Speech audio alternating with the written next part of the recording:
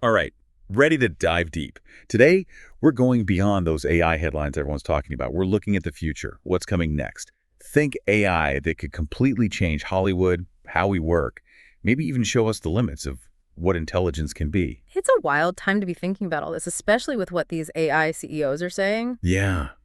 We've got this amazing conversation here with Prem, the CEO of Stability AI. Oh, yeah, the folks behind Stable Diffusion. Right. And we've also got Richard from, well, WeWhy.com and AIX Ventures. Wow, he's got his hands full. He does. And rounding out the group, Kai-Fu Lee. He's running companies in both China and the U.S. Talking about a global view. He must have some serious insights into how the AI landscape's shaping up, especially with that whole US versus China thing everyone's talking about. Absolutely. But first, let's get back to Prem. Stability AI is leading the way in AI image and video generation. They even work on Avatar too. Wait, really? Like that avatar? Look, James Cameron's actually on their board. Pretty Yeah. impressive, right? No kidding. I mean, they must be doing something right if they've got Cameron involved. Okay, so imagine this. You're at the movies, and the film you're about to see was made entirely by AI. Whoa, that's like straight out of science fiction. Right. Well, according to Prem, that future might be closer than we think. He's talking about generative AI. It's not just about computers analyzing data. It's about them creating things, like images, videos, maybe even entire stories. It makes you wonder, if AI can make art, what does that even mean for creativity? It's a good question. Prem seems to think the human element will always be important. It's not about AI replacing artists, but giving them new tools, new ways to tell their stories. And those tools could make a huge difference, especially in filmmaking. Prem mentioned that some frames in Avatar 2 took thousands of hours to render. Thousands. Yikes. Yeah. But AI could potentially speed up that process like crazy, making filmmaking more accessible for everyone. Right, imagine what that could do for indie filmmakers, people who don't have these big studio budgets. That'd be huge for getting new voices and stories out there. Exactly. And speaking of new possibilities, what about actors? If AI can make lifelike digital versions, do we even need them anymore? It's a good question. Prem actually thinks that for now it's probably easier to just film real people. Hmm. But what he's really excited about is using AI to kind of enhance those real performances. So like letting directors get the perfect take with AI. Yeah, like making subtle changes to expressions or movements, things you couldn't really do before. And think about the possibilities for like stunt work. Things could get really wild. AI stunt doubles, that's a thought. Okay, so that's Hollywood. But now let's shift gears a bit. Richard, the guy from AI.com and AI's Ventures, he's got some fascinating ideas about how AI is going to change how we work. And of course, his background is in natural language processing, or NLP, right? Right, NLP, which for anyone who's not super techie, that's basically teaching computers to understand human language. It's like how those voice assistants work, or those chatbots we all love to hate. Exactly. But Richard sees AI going way beyond just text. Yeah. He's talking about multimodal AI, where it can work with images, videos, even stuff like protein structures. Whoa, hold on. Protein structures, like the building blocks of life. Yeah.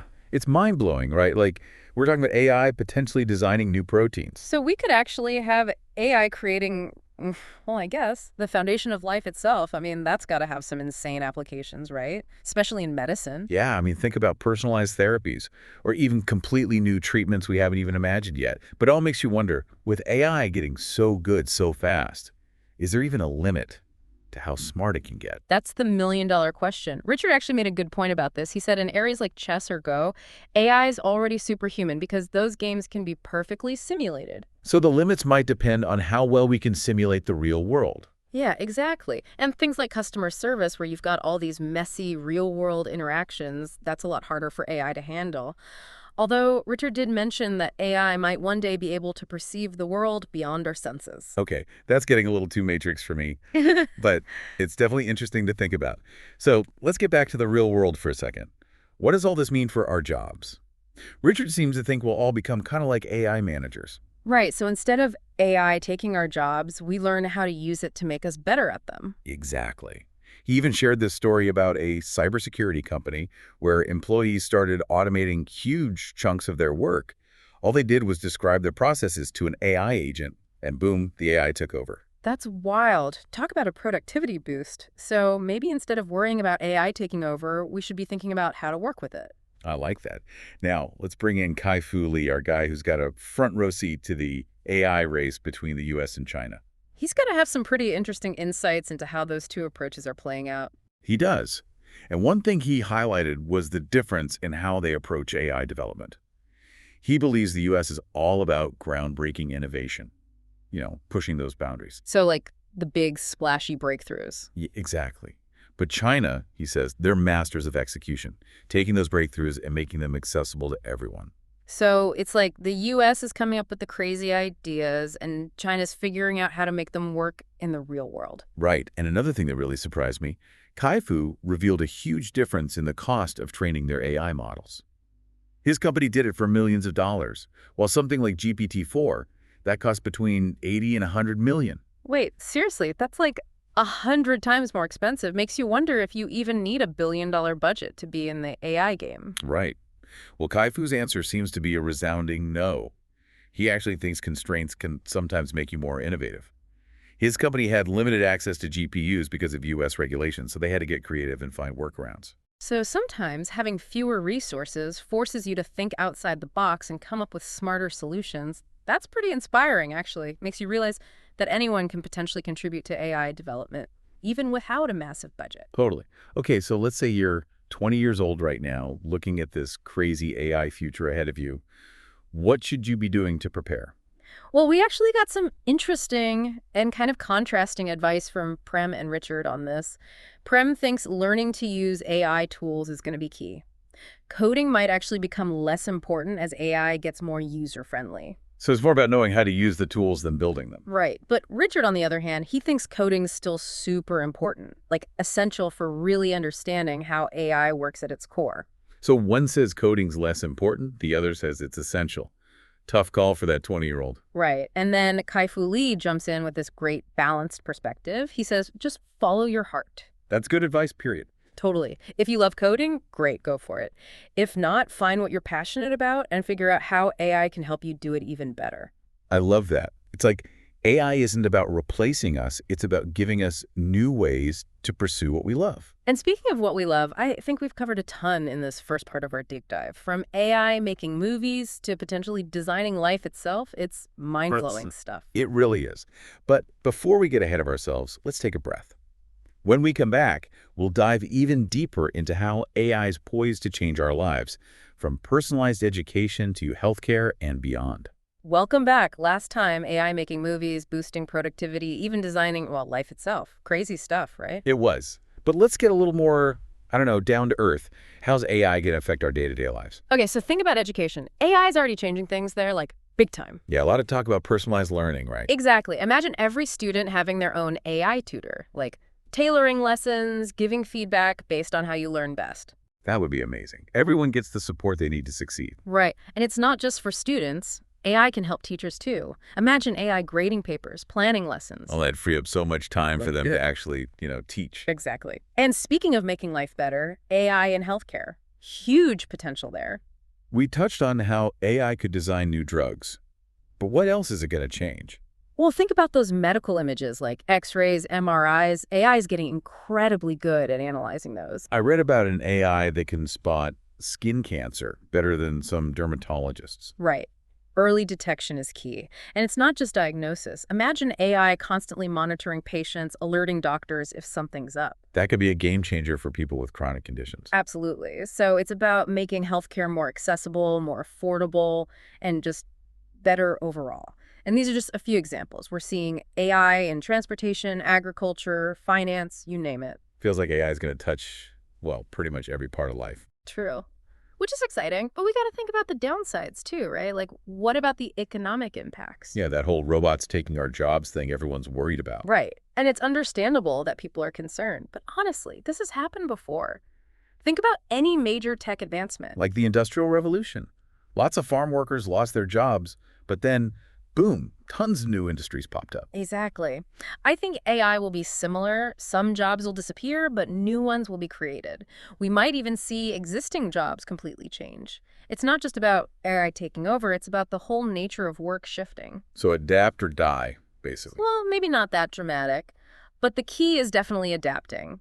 And remembering that AI is still a tool. It's great at following instructions, doing calculations, all that, but it's missing some, well, uniquely human things. Like what? What makes us different? Creativity, for one. AI can analyze data, find patterns, but it can't really think outside the box. It can't come up with truly original ideas or connect with people on that, deeper level. So artists, designers, they're safe then.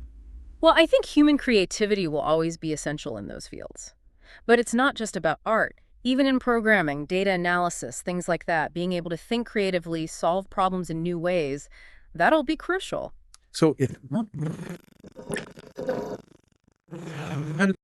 AI to do things that actually matter to people. I like that. It's about collaborating humans and AI working together to achieve things we couldn't do alone. Okay, so someone's listening thinking, all right, I got to get ready for this AI future. What do I do? Yeah. What advice would you give them? First, never stop learning. Things are changing so fast, you gotta be adaptable, always picking up new skills. And with all the stuff online these days, it's easier than ever to do that, right? Absolutely. Another thing, don't be afraid to experiment. Try new things, get out of your comfort zone. Failing is part of the process. Failing's how we learn. Exactly. And one more thing, and I think this is really important in this tech-driven world, remember those human connections. It's easy to get lost in the digital world, but we're still social creatures. We need those relationships. Totally. AI is amazing, but it can't replace human empathy, understanding.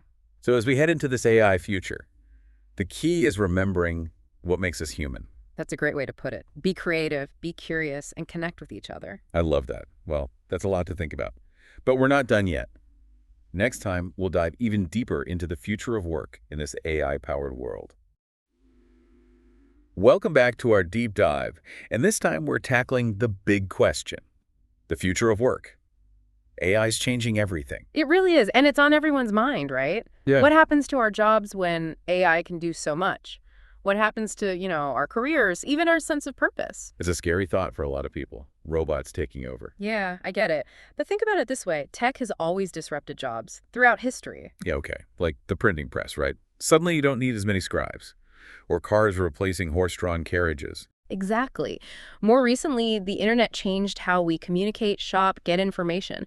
Jobs were lost, but whole new industries were born too. So AI is just, what, the next chapter in that story? That's how I see it. Some jobs, yeah, they'll probably be automated, but AI will also create new jobs and even change the jobs we have now.